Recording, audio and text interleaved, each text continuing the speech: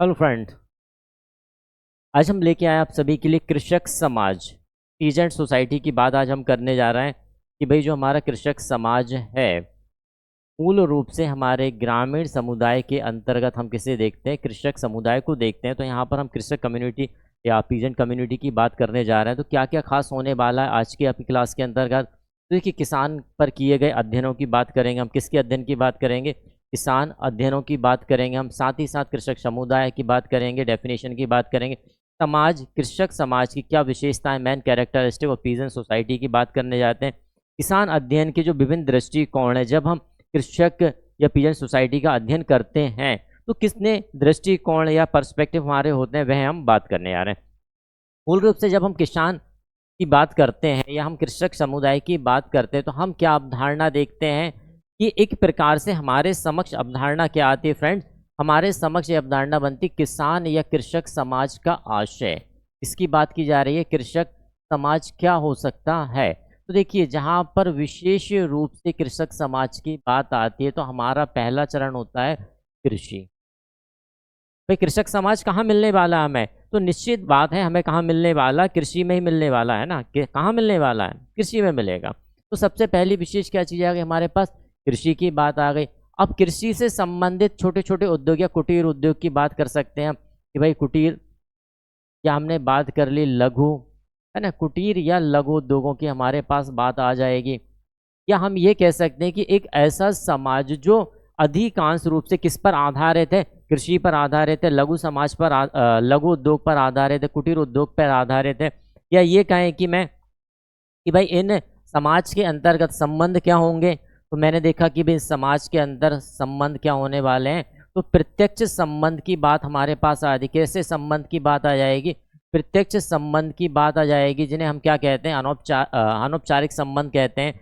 या हम इसे भी कह सकते हैं कि प्राथमिक संबंध। कैसे संबंध? प्राथमिक संबंध की बात हम यहाँ पर कर सकते हैं। और यदि हम बात करें यहाँ पर मूल रूप से क्या है? एकीकरण की प्रक्रिया। क्या हम देख पाते हैं? एकीकरण की प्रक्रिया। इसकी एकीकरण को हम देख पाते हैं, यानी कि यहाँ पर समुदाय या समाज के अंतर्गत सभी जो व्यक्ति रहेंगे उनका मूल उद्योग कृषि रहेगा। कृषि पर आधारित कुटीर उद्योग हो सकते हैं, लघु उद्योग हो सकते हैं। संबंधों की यदि हम बात करेंगे तो संबंध कैसे? प्रत्यक्ष या प्राथमिक संबंध होंगे। एकीकरण अत्यधिक पाया जाएगा। यदि हम घनिष्ठता की बात करें, घनिष्ठता भी अत्यधिक होगी। और यदि यहाँ जनसंख्या के दृष्टिकोण से हम देखें तो जनसंख्यात्मक जो घनत्व होगा वह क्या होगा? कम होगा। यानी क्या होने वाला है? जनसंख्यात्मक घनत्व की यदि हम बात करते हैं, किसकी? जनसंख्यात्मक घनत्व की यदि हम बात करें तो जनसंख्यात्मक जो घनत्व होगा वह क्या होने वाला है यहाँ पर फ्रेंड? यह कम होने। निश्चित बात है, सीमित दायरा है, सीमित संसाधन है, तो जनसंख्या घनत्व क्या होगा? सीमित होगा। बिखरी हुई जनसंख्या यहाँ पर हम देख लेते हैं, ठीक है ना। यही बात है आज हम बात करने हैं। तो हमारे यदि हम समाज शास्त्र के दृष्टिकोण से देखें तो कृषक समाज की जो अवधारणा है वह किसके द्वारा दी गई है? पीजेंट सोसाइटी या कृषक समाज की अवधारणा दी गई रॉबर्ट रेडफील्ड के द्वारा। किसके द्वारा दी गई फ्रेंड? रॉबर्ट रेडफील्ड के द्वारा कृषक समाज या द पीजेंट सोसाइटी की अवधारणा दी गई। यहाँ पर यह पुस्तक के रूप में भी देख सकते हैं हम, द पीजेंट सोसाइटी इनकी पुस्तक का नाम भी है, ठीक है। आगे बात करते हैं। कृषक समाज जो शब्द है यह ज्ञात होता है कि एक ग्रामीण समाज से। कैसे समाज से? ग्रामीण समाज, जहां पर मूल रूप से ग्रामीण समाज में किसान समाज को अलग करते हुए, देखिए आंद्रे वेतायाय उन्होंने क्या कहा कि किसान समाज एक है और एक कृषक समाज अलग है। किसान, यहाँ पर आंद्रे वेतायाय ये कहते हैं भाई किसान यानी कि जिसकी स्वयं की जमीन है, और कृषक जो उस जमीन पर क्या कर रहा है? अपनी आजीविका चलाने के लिए कार्य कर रहा है। इस प्रकार से आंद्रे बेताई के द्वारा इनको अलग भी करने का प्रयास किया गया है। कृषक समाज ऐसे सामाजिक वर्ग का नाम है जिसका मुख्य उद्देश्य क्या है? खेती करके अपने परिवार, मैंने कहा ना कि जमीन नहीं है उस व्यक्ति के पास, लेकिन वह क्या कर रहा है? किसी दूसरे किसान के अधीनस्थ रहकर या किसी दूसरे किसान के आधिपत्य में वह क्या कर रहा है? अपने परिवार की आजीविका चलाने के लिए खेती कर रहा है, उसका पालन पोषण कर रहा है। कृषि की उपज या व्यापार करके धन एकत्र करना नहीं चाहता, ठीक है ना। यानी कि भाई क्या चाहता है? मूल उद्देश्य उसका क्या? उसका उद्देश्य मूल यह है कि भाई मुझे जो भी पारितोषण मिल रहा है उसके द्वारा मैं अपने परिवार का लालन पोषण कर सकूं। तो इस प्रकार हम देखते हैं कि जो हमारा किसान समाज है ठीक है ना। किसकी बात, किसान समाज को, किसान समाज। अब यहाँ पर क्या कर दिया गया है, किसान समाज को यहाँ पर थोड़ा सा अलग कर दिया गया, किससे, नॉट इक्वल्स टू कृषक। क्लियर हुआ। यानी कृषक समाज क्या हो रहा है, कृषक समाज वह जो सिर्फ पारिवारिक दृष्टिकोण से खेती कर रहा है, और किसान क्या, किसान का आशय क्या है कि भाई मेरे पास जो फसल आएगी मैं उस फसल को व्यापारिक दृष्टिकोण से उपयोग करूंगा, बेचूंगा। पारिवारिक दृष्टिकोण से आर्थिक आधार पर है, लेकिन मूल उद्देश्य क्या है कि फसल आई और फसल को मुझे क्या करना है, बाजार में बेचना है। यह उद्देश्य इनका रहता है। ठीक है, चलिए आगे बात करते हैं परिभाषाओं को। यदि हम ध्यान से देखें तो कृषक समाज को औपचारिक परिभाषा करने में जो हमारे क्रोवर रहे हैं, क्रोवर, जिन्होंने कहा है कि कृषक समाज आंशिक समाज है। भाई आंशिक क्यों कहा गया है, तो आप ध्यान से देखेंगे आंशिक इनके द्वारा इसलिए कहा गया है कि आप देखिए यह जो क्या है, यदि मैं इस किसान समाज को लूं, ये क्या हो गया हमारा, मैंने कहा कि ये कौन सा समाज है भाई, यह है किसान समाज। ठीक है ना, क्या बात की गई मेरे द्वारा, यह क्या है, किसान समाज।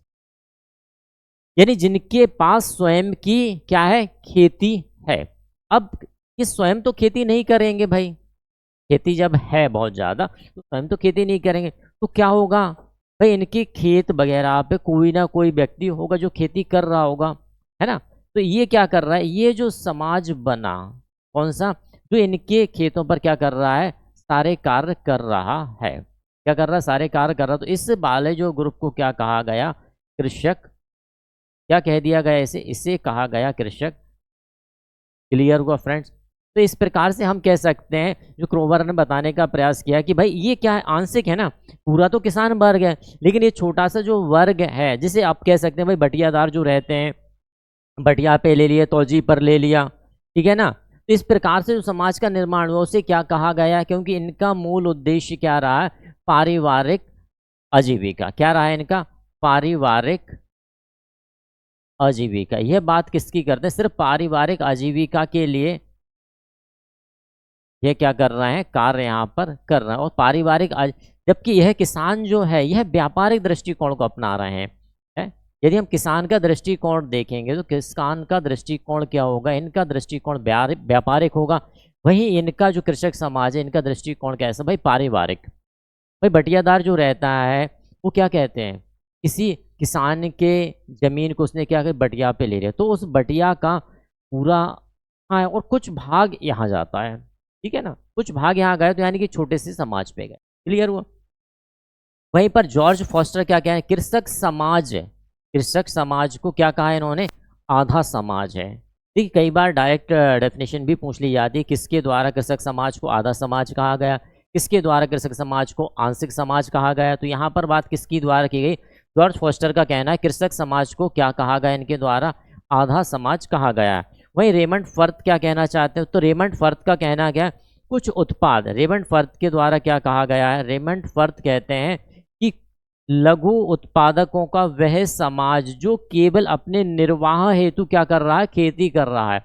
लघु समाज है ये, देखिए आप दिख रहे हैं लघु समाज, और अपने निर्वाह के लिए यानी पारिवारिक आजीविका के लिए कर रहा है ना। तो पारिवारिक आजीविका, तो इसे क्या कह दिया गया, रेमंड फर्थ के द्वारा इन्हें कह दिया गया कृषक समाज। क्या कह दिया गया इन्हें, रेमंड फर्थ के द्वारा कृषक समाज। तो हम यहाँ देखेंगे कि भाई यदि हम क्रोवर की बात करें तो आंशिक समाज की संज्ञा दी है, जॉर्ज फोस्टर की बात करें तो आधा समाज की संज्ञा दी है। वहीं पर रेमंड फर्थ की बात करें तो इन्होंने क्या कहा, इन्होंने कृषक समाज, लेकिन इन्होंने क्या, लघु उत्पाद का वह समाज जो केवल अपने निर्वाह के लिए, किसके लिए, अपने निर्वाह के लिए खेती कर रहा है। उसका मूल उद्देश्य ये नहीं कि भाई मैं यहाँ खेती कर रहा हूँ तो इससे उत्पादित फसल को मैं व्यापारिक दृष्टिकोण पर ले जाऊं या व्यापारिक बाजारों में ले जाऊं, यह उसका उद्देश्य नहीं है। क्यों, क्योंकि वह किसी किसान की जमीन पर क्या कर रहा है, खेती कर रहा है। क्लियर हुआ। चलिए आगे बात करते हैं। आगे हम बात करें, यदि रेडफील्ड, रॉबर्ट रेडफील्ड की बात करें, इन्होंने दो प्रमुख तत्वों को रखा। जब ये परिभाषा दे रहे हैं तो इन्होंने दो प्रमुख तत्वों को रखा और इन्हीं तत्वों के आधार पर यह क्या कर रहे हैं, अपनी परिभाषा को। तो इन्होंने कहा कृषकों का जीवन निर्वाह का ढंग। अब भाई कृषकों का जीवन निर्वाह का ढंग क्या है, भाई कृषक व्यक्ति है, कैसा व्यक्ति है भाई, यह एक कृषक व्यक्ति है, तो इसकी स्थिति क्या रहने वाली है, सबसे पहला व्यक्ति क्या सोचता है कृषक कि भाई मेरा जो परिवार है, किसकी बात दिमाग में रहती है, भाई इनकी बात आई परिवार है। अब परिवार में जो भी सदस्य हैं इनके, उनका क्या है भाई, पालन पोषण करना है। क्या करना है इनके लिए, पालन पोषण करना है। बस यही इनके मस्तिष्क में रहता है। इसके कारण ही ये क्या कर रहा है, ये किसान के यहाँ क्या करते हैं, कृषक का कार्य करते हैं। किसके अंतर्गत कर रहा है, तो भाई ये किसान के अंतर्गत कर रहा है। के अंतर्गत कर रहा है ये, क्लियर है। और फिर उन्होंने कहा अन्य लोगों के साथ उनके संबंध। आपने देखा होगा जो कृषक समाज है, आवश्यक नहीं कि एक ही किसान के खेत पर खेती कर रहा हो। यदि संबंध है तो यही कृषक एक यहाँ पर है, दूसरा क्षेत्र यहाँ ले रखा है इस व्यक्ति ने, भाई दूसरे क्षेत्र पर यहाँ भी क्या कर रहा है, खेती कर रहा है, समय समय पर आ रहा है, जा रहा है और उसका खेती का ध्यान रख रहा है। आंद्रे बेताई, कृषक समाज सामान्यतः दुरूह और प्रमुख रूप से स्थानांतरित है। स्थानांतरित यानी एक स्थानांतरित संस्तरित है, एक संस्तरित एक स्तर में बटे हुए। आपने देखा होगा कि प्रत्येक जगह यदि किसान परिपक्व हो गया, ज़्यादा हो जाता, तो स्थिति क्या करता है, वह स्वयं से कार्य नहीं करता, वह क्या करता है, कुछ कार्य करने वाले व्यक्तियों को रखता है और उन्हीं के आधार पर वह धीरे धीरे कार्य कराता जाता है। विशेषता कैरेक्टरिस्टिक्स की यदि हम बात करें तो कृषि पर निर्भरता। प्रत्येक जो हमारा कृषक समाज है उसकी निर्भरता कहाँ है, भाई कृषि पर ही उसकी निर्भरता है पूर्ण रूप से, है ना। जजमानी व्यवस्था, जजमानी व्यवस्था क्या है, हमारे ग्रामीण समाज के अंतर्गत एक ऐसी व्यवस्था जिसके अंतर्गत दो प्रमुख पक्षों को रखा गया, एक जिन्हें हम जजमान कहते हैं और दूसरे ने प्रजा कहा जाता है। या मैं कहूँ कि भाई जजमानी व्यवस्था सेवा का आदान प्रदान करने की एक प्रक्रिया। क्या बात है यहाँ पर, सेवा देने की प्रक्रिया, सेवा देने की प्रक्रिया की बात यहाँ पर आ जाती है किसमें, जजमानी व्यवस्था में, ठीक है ना। जजमानी व्यवस्था का कॉन्सेप्ट किसके द्वारा दिया गया, तो भाई विलियम एच वाइजर के द्वारा। किसके द्वारा दिया गया था, विलियम एच वाइजर के द्वारा, विलियम एच वाइजर के द्वारा जजमानी व्यवस्था का उल्लेख किया गया था, ठीक है। चलिए आगे बात, उद्योगों में प्रत्यक्ष संबंध का अभाव। कृषक समाज है, डायरेक्ट इंडस्ट्री से तो जुड़ा नहीं है, क्योंकि इंडस्ट्री से भाई सबसे पहले मैंने किसकी बात की कि भाई यहाँ कौन है, यहाँ किसान है। किसान से जुड़ा हुआ कौन है, भाई किसान से जुड़ा हुआ कृषक है। तो निश्चित बात है कृषक यहाँ क्या है आपका, उद्योग या इंडस्ट्री, क्या है यहाँ पर, उद्योग या है। तो उद्योग से कौन जुड़ा, भाई उद्योग से तो किसान जुड़ा ना डायरेक्ट स्तर पर यदि देखा जाए, कृषक नहीं ना जुड़ा है। तो इसके कारण भी, इसके जुड़ाव ना होने के कारण भी व्यक्ति क्या है यहाँ पर आश्रित हो जाता। परंपरागत वेशभूषा एवं साधारण जीवन, कृषक समाज क्या है, परंपरागत जो चला आ रहा है, कह भाई मैं तो यहाँ पर खेती कर लेता हूँ और यहाँ से अपना परिवार का पारितोषण या भरण पोषण आराम से मुझे हो जाता है, इस प्रकार की सोच के साथ स्थिति रहती है। जातीय संस्तरण, प्रत्येक ग्रामीण क्षेत्र पर यदि हम ध्यान से देखें, यदि ग्रामीण क्षेत्र पर आप ध्यान देंगे तो यहाँ पर क्या पाया जाता है, एक जातीय संस्तरण हमें अक्सर देखने को मिल जाता। और इस जातीय संस्तरण के कारण हम क्या पाते हैं कि जातियाँ उच्च और निम्न पर बटी होती हैं। कैसे बटी हैं भाई, उच्च और निम्न के आधार पर बटी होती हैं। और जब उच्च निम्न के आधार पर आप अंदर देखेंगे तो वहाँ भी क्या पाया जाता है, खंडात्मक विभाजन आपको देखने को और मिल जाता है। उसके आधार पर आप देखें कि भाई जो उच्च जाति हैं, उच्च में भी क्या रहेगा, उच्च में उच्च रहेंगे, उच्च में मध्यम रहेंगे और उच्च में निम्न भी पाए जाएंगे। इसी प्रकार निम्न को आप देखेंगे तो निम्न में भी क्या होंगे, निम्न में भी उच्च होंगे, मध्यम होंगे, निम्न में भी निम्न होंगे। इस प्रकार का खंडात्मक विभाजन भी आपको देखने को मिल जाता है। नेक्स्ट की बात करें, कृषि का व्यवस्थित और स्थायी स्वरूप। कृषि कैसा, एक व्यवस्थित स्वरूप। भाई मुझे यदि पता है किसी किसान के अंतर्गत मुझे काम करना या इसी की जमीन पर मुझे खेती करना, निश्चित व्यवस्थित। आगे कृषि का परंपरागत स्वरूप, निर्धनता और ऋणग्रस्तता। जब आप किसी के यहाँ एक कृषक के रूप में कार्य करते हैं तो निश्चितता आती है, आपको आवश्यकता पड़ने पे आप उसी किसान से क्या लेते हैं, ऋण भी लेते हैं। जैसे पहले की बात यदि हम करें तो पहले की स्थिति का जमींदार से लोग ऋण लिया करते थे, साहूकार होते थे, उनसे क्या करते थे, ऋण ले लिया करते। तो इस प्रकार की स्थिति भी हम क्या है देखने हमें मिल जाती है। कृषक समाज ग्रामीण समाज या ग्रामीण समुदाय का पर्यायवाची होता है। ग्रामीण समाज हम पहले भी देख चुके हैं, व्यक्तियों में पाए जाने वाले पारस्परिक संबंध व्यक्तिगत तथा प्रगाढ़, मैंने पहले ही देख चुके हैं। कि संबंध कैसे प्रत्यक्ष है। अब प्रत्यक्ष संबंध यदि पाए जाए तो निश्चित बात है प्राथमिकता या घनिष्ठता या प्रगाढ़ता यहाँ पर संभव रूप से आ जाएगी। कृषक समाज एक स्थिर समाज है। इसके व्यक्तियों का जीवन प्राकृतिक जीवन, जैसे कि हम यदि बात करें भाई कृषक समाज, एक सीमित दायरे की बात यहाँ पर आती है ना। यह कृषक समाज, यह किसान समाज, तो यह समाज क्या एक तरह से स्थिरता को लिए रहता है। व्यक्ति ज़्यादा बाहर नहीं जाता, क्यों? क्योंकि उद्योग से जुड़ा हुआ नहीं है। आज भी यदि आप कहीं ऐसे क्षेत्र में जाएंगे जहाँ पर मौसम के अनुसार ही खेती की जाती है और वहाँ पर वही व्यक्ति खेती करेंगे जो काफ़ी लंबे समय से करते आ रहे होते हैं। आगे बात करें, सदस्य अपने जीवन में अनेक क्षेत्रों में कस्बे, नगर, अभिजात वर्ग से प्रभावित रहता। अभिजात वर्ग हम देखते हैं कि एक ऐसा वर्ग जो उच्च स्तर पर है। भाई ये जो किसान वर्ग है, एक किसान वर्ग के अंतर्गत हमने किसे देखा? भाई कृषक वर्ग को देखा। और इनके ऊपर हमने किसे देखा? तो भाई यहाँ पर क्या है? उद्योग है ना, उद्योग है। अब आप मुझे बताइए कि यह जो वर्ग बन रहा है इसका दबाव कितना होगा? दबाव ज़्यादा होगा भाई, इसका भी दबाव हो सकता है इस पे आए, इसका दबाव भी इस पर आए। तो कहीं ना कहीं यह जो वर्ग है, यह उद्योग वर्ग किसके लिए? उद्योग जो वर्ग है वह किसान के लिए अभिजात हो जाएगा। यह जो है इसके लिए अभिजात हो जाएगा और यह जो है इसके लिए अभिजात हो जाएगा। क्लियर हुआ? चलिए आगे चलते हैं। रेडफील्ड ने कृषक समाज की कुछ विशेष विशेषताओं का उल्लेख किया। इनके अनुसार कुछ विशेष विशेषताओं की बात की गई है। उन विशेष विशेषताओं को हम देखते हैं। कृषक समाज तुलनात्मक रूप से एक समरूप समाज है। क्या कहा है इन्होंने? तुलनात्मक रूप से एक समरूप समाज किसे माना है? भाई इन्होंने कृषक समाज को माना है। कृषक समाज के सदस्यों की आजीविका का मुख्य साधन भूमि पर नियंत्रण रखना तथा भूमि को जोतना है। भूमि पर नियंत्रण रखना। भाई ऐसे मैंने कहा कि यहाँ पर जो किसान है किसकी भूमि है? भाई इस किसान की भूमि है।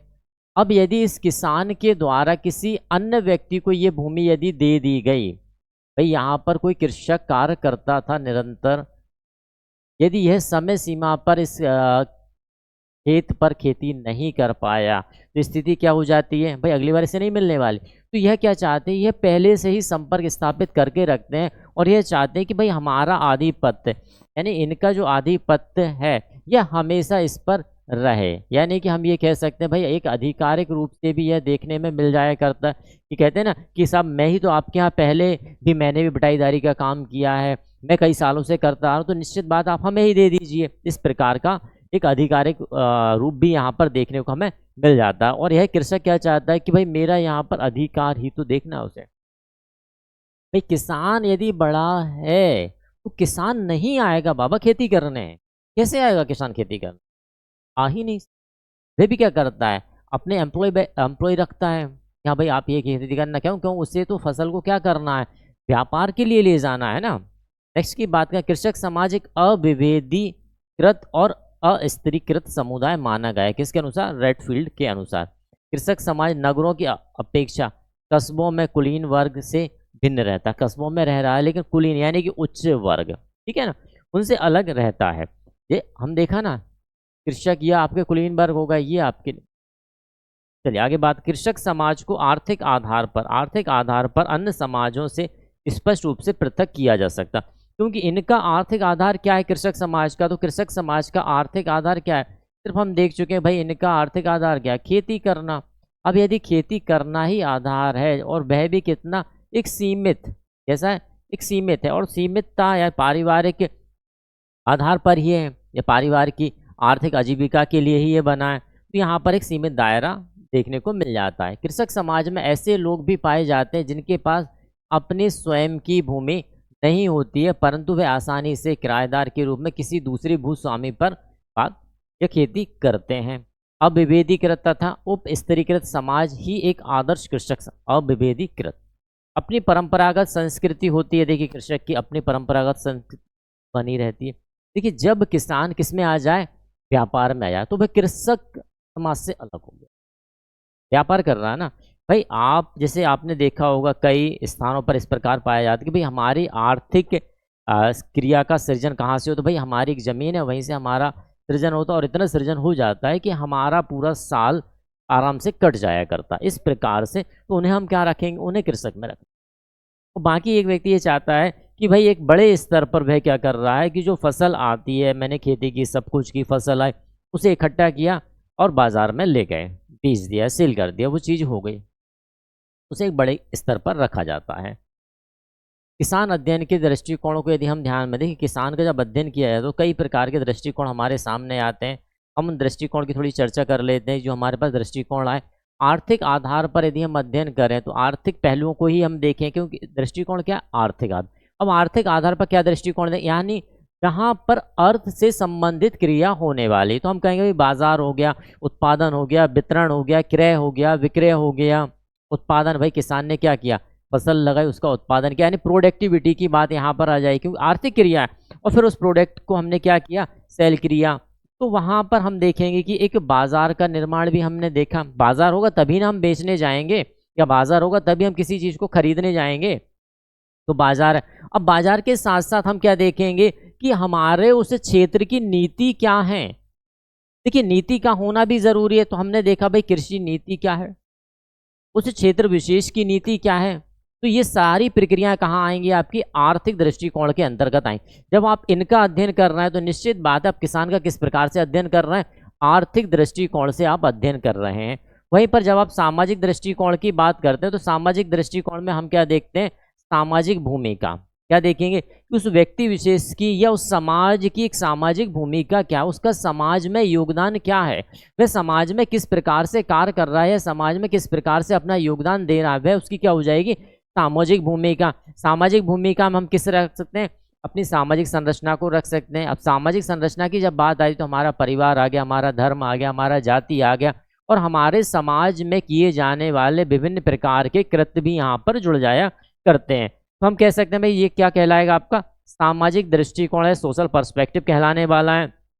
नेक्स्ट की बात करें सांस्कृतिक, यदि हम कल्चरल पर्सपेक्टिव की बात करते हैं तो कल्चरल में क्या है, उस समुदाय विशेष की संस्कृति क्या है, उसके नृत्य क्या है, उसके गायन क्या है, वह किस प्रकार की संस्कृति का पालन करता है, और वह संस्कृति अन्य दूसरी संस्कृतियों से किस प्रकार से भिन्न। इस प्रकार से हम क्या देखेंगे, सांस्कृतिक दृष्टिकोण। जैसे हमने लोक गायक, लोक नृत्य, त्योहार, संस्कृति, परंपराओं पर, यहाँ पर ही केंद्रित हमारा सांस्कृतिक दृष्टिकोण रहता है। जैसे कि आपने देखा होगा जब नई पाली आती है तो विभिन्न प्रकार के जो हमारे समुदाय हैं बालियों का क्या करते हैं, एक्सचेंज करते हैं। क्योंकि बाली आई तो आपने देखा होली के समय पर वह बालियाँ फिर में घरों में जाती है, ठीक है। उसके पहले जब आप देखते हैं ज्वारे के रूप में, तो आप वहाँ पर क्या देख रहे हैं, वो कृषि का आदान प्रदान ही है, वो एक संस्कृति है, ठीक है ना। आगे बात करते हैं राजनीतिक या पॉलिटिकल अप्रोच या पॉलिटिकल पर्सपेक्टिव की बात करें तो यहाँ पर आप क्या देखेंगे, राज्य के द्वारा उस कृषि के लिए बनाई गई नीतियाँ, कि भाई यदि मैंने कहा कि इस क्षेत्र विशेष में, इस क्षेत्र विशेष में क्या किया जा रहा है, कृषि की जा रही, तो इस क्षेत्र विशेष के लिए कृषि राज्य के द्वारा बनाएंगे। किसके द्वारा, राज्य के द्वारा बनाई गई नीतियाँ क्या होंगी, राज्य के द्वारा कृषि के लिए विशेष रूप से, किसके लिए भाई, कृषि के लिए नीतियाँ क्या हुई हैं, कृषि के लिए नीति क्या बनाई गई है। तो इनका जब अध्ययन आप करते हैं तो हमारा क्या दृष्टिकोण होगा, राजनीतिक दृष्टिकोण होगा। अब कृषि के लिए नीतियाँ बनाई, भाई आप कहते हैं ना कि फसल बेकार हो गई, या फसल जल गई, या फसल में पाला पड़ गया, बहुत सारे, तो भाई फसल का ये जो मुआवजा है वह भी हमारा उस कृषि नीति के अंतर्गत रखा जाता है। फिर बात कई बार आ जाती है कि भाई यदि हम आप ही को सारी फसल बेचे तो हमें कितना मुनाफा मिल जाएगा, आप ही से हम बीज खरीदें तो हमें कितना मुनाफा मिल जाएगा। तो हमारी सब्सिडी की बात आ जाती है, खाद की बात आ जाती है, क्या खाद डालना चाहिए, कितनी मात्रा में डालना, ये सब जो पहलू हैं हमारे, वे हमारी कृषि से संबंधित नीतियों के पहलू हैं। तो जब हम इस प्रकार से अध्ययन करते हैं तो यहाँ पर हम किसकी बात कर रहे हैं, राजनीतिक अप्रोच या पॉलिटिकल दृष्टिकोण की यहाँ पर हम बात करते हैं, ठीक है। तो ये हमारे दृष्टिकोण की बात थी। पर्यावरणीय दृष्टिकोण, इन्वायरमेंटल पर्सपेक्टिव की यदि हम बात करें तो यहाँ पर हम किसकी बात करेंगे कि आप जो कृषि कर रहे हैं उस कृषि में ऐसे कौन से जीव तत्व का प्रयोग कर रहे हैं जिससे कि हमारे पर्यावरण को हानि नहीं हो, ठीक है। जैसे कि आज हम देखते हैं खेती में पहले रासायनिक खाद का प्रयोग किया गया था, ठीक है ना, रासायनिक खाद का प्रयोग बहुत उच्च स्तर पर हुआ। फिर आज के दौर में हम क्या देखते हैं कि भाई जैविक खाद का प्रयोग को बढ़ावा दिया जा रहा है। किसकी खाद, जैविक खाद की प्रयोग को बढ़ावा दिया जा रहा है। तो कहीं ना कहीं इस खाद से हमारे पास कोई ना कोई नुकसान हुए होंगे, तभी ना इस खाद को चेंज करके आज हम क्या बात कर रहे हैं भाई, जैविक खाद को प्रोत्साहन करने की प्रक्रिया में लगे हुए। क्लियर हुआ? जैव विविधता की बात आएगी, प्राकृतिक संसाधनों की बात आएगी, जलवायु की बात आ जाती है। तो जैसे आप देखते हैं कि हर क्षेत्र की जलवायु के आधार पर ही हम क्या देखते हैं, वहाँ की फसल देखते हैं। भाई जहाँ पर पानी की मात्रा कम है वहाँ पर आप पाएंगे कि मोटे अनाजों की अधिकता है, जहाँ पानी की अधिकता है वहाँ पर आप छोटे ऐसे अनाज पाएंगे जो पानी में उग सके, जैसे धान हो, पानी की मात्रा ज़्यादा चाहिए आपको। मोटे अनाज मक्का है, चना है, ये मोटे अनाज में आ जाएंगे। तो यहाँ पर आप पानी की कमी है या जो माटी है आपकी थोड़ी सी कंक्रीट वाली है, वहाँ पर मोटे अनाज आप बहुलता से देख पाएंगे। तो इस प्रकार से जलवायु, वहाँ की प्राकृतिक वातावरण का प्रभाव भी कृषि पर काफ़ी देखने को यहाँ पर है। तो इस प्रकार का जो अध्ययन आता है वो हमारे किसके अंतर्गत आएगा, पर्यावरणीय दृष्टिकोण के अंतर्गत आता है। तो फ्रेंड्स, ये थी हमारी आज की कृषक समाज से संबंधित क्लास। क्लास पसंद आती है तो ज़्यादा ज़्यादा शेयर करें, चैनल को सब्सक्राइब करें, लाइक कमेंट शेयर करना ना भूलें। थैंक्स।